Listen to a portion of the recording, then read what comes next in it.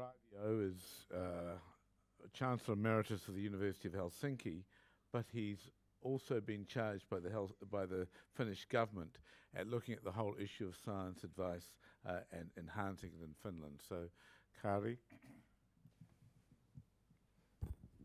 Thank you, Peter, and thanks for the invitation. Now we go to the other end of the spectrum of country sizes. Finland is a small but rather highly developed country, both in terms of research and education. And our national systems for promoting policy for science are very well developed. But that's not the issue here. We're talking about the other side of the coin, science for policy, and for that we have nothing to present. And that is the reason why I got an assignment from the Prime Minister to propose, make a suggestion how science advice in the Finnish government should be organized.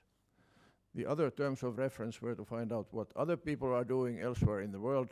I won't deal with that because that is going to be handled in this conference otherwise.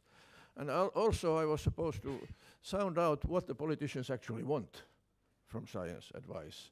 And for that I conducted quite a lot of interviews with leading politicians, starting from the Prime Minister and the Speaker of the Parliament and other top politicians and civil servants in the ministries to get an idea what would be important from their point of view and how we can sell this science advice proposal to them. In these interviews, firstly, nobody dared to say that science would not be important. But of course, that's a different thing from actually taking scientific advice.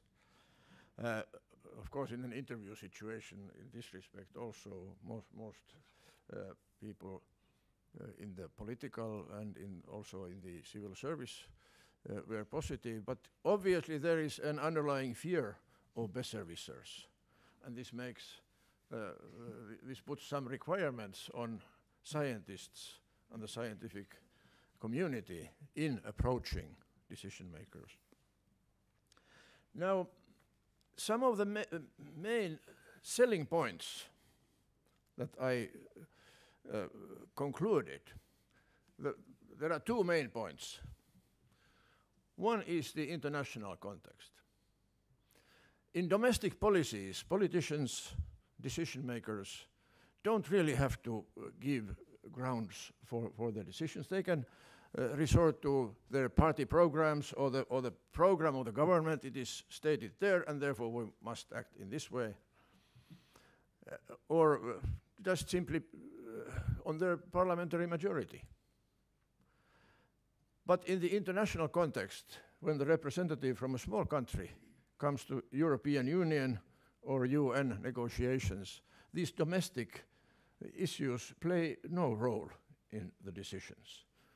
There was an interesting study made by a judicial policy research institute in Finland, where they tried to analyze how could Finland influence European Union policies. And they interviewed a number of senior diplomats and civil servants who had been active in, firstly when Finland joined the EU in 1994, and since then in EU negotiations. And there was a telling quote from a leading EU diplomat from Finland who said that the representative from Germany can say any stupid thing and everybody listens.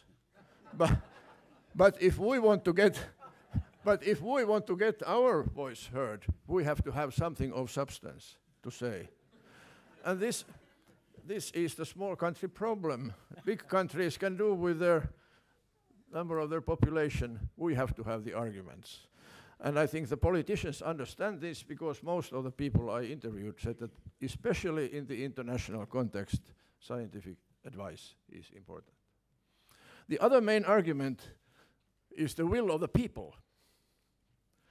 And here we have a fortunate situation in Finland because by all European Union surveys, Eurobarometer surveys on the attitudes of people in various countries to science and issues having to do with science, Finland always ranks high in terms of people being interested in science and trusting in science. In some national surveys where people are asked to rank various institutions in society in sort of the order of trust that people have to these institutions, the three on top are always the police, the defense forces, and universities. Then come the science community in general. Very much lower down is the parliament, and lowest the political parties. So one can argue that actually people trust science more than politics. And in the last national survey of attitudes, there was a direct question or a statement that scientific evidence is used too little in political decision making, and people were asked to state whether they agreed or disagreed with this. And 2/3 agreed strongly, or agreed less strongly, but agreed anyway. Only 6% disagreed. So the argument I put to the politicians is that your voters actually want you to use more science in decision. So there are other reasons also. Various analyses have shown that the quality of legislation has become much worse lately than it has been, and it would need improvement. And this comes both from the parliament and from the research institutes. And this cannot be improved by increasing the political expertise in ministries and parliament. It has to come from real experts. So looking at the situation now, it is really, as I said, there is no formal system of science advice. The contacts of politicians and civil servants to the scientific establishment are more or less fortuitous. Google is not a good source for information, as many politicians actually said, and many are dependent on their assistants in parliament or in the ministries, and that also is a fortuitous source of information. So obviously there would be a need if we could provide the guidance in a suitable way. So currently we have a number of state research institutes that are supposed to provide information and advice to ministries which control them. But in practice it does not work. Some of our state research institutes that are supposed to serve sort of relevant issues for policy making have become top basic research institutes, even globally. And that's obviously not the way they should be functioning. So it's not going to work through them. Universities are academic institutions. They study what they want to study, and the only way to have them perform relevant research is through some funding mechanism, which they are running after these days because external funding is becoming more important. Lobbyists are happy to provide information, but in a very, very selective way. They are just, picking cherries that suit their purposes, and think tanks the same thing. We don't really have an independent, trustworthy source for advice. So finally, the three main proposals I will make by the end of next month, by the way, is the setting up of a chief scientific advisor position in the Prime Minister's office along the Anglo-Saxon principles, with a fairly small staff, but with two important networks supporting him or her. One in the scientific community, where our science academies have already agreed to set up a science policy unit.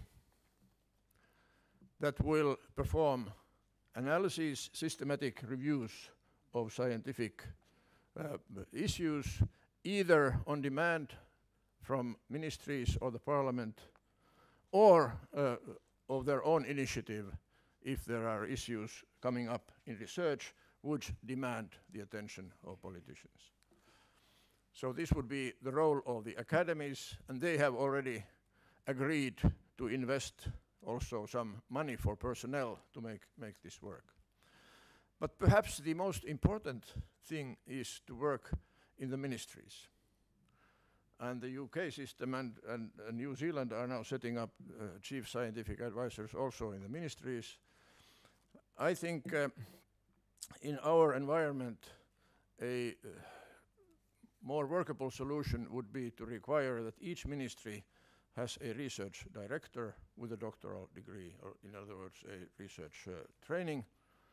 As a temporary appointment, they can do it either from within or recruit from outside, but it should not become an established lifetime job. And this individual would then be the contact person to the chief scientific advisor in the Prime Minister's office, and be in a way responsible that the ministry spends their research money in a sensible way. Because this is a real jungle in Finland. There's a lot of resources combined in the ministries for research and for ordering various research projects or the like, but no competence in the way of actually how you commission research. And that should be assured, because otherwise even the state auditor who works under the parliament said that he has no idea how much money actually is in the ministries and how that is administered. But obviously it is not well done. So these are the three things that will probably come up in my proposal, and we will then see how the political decision makers respond to this. Kari.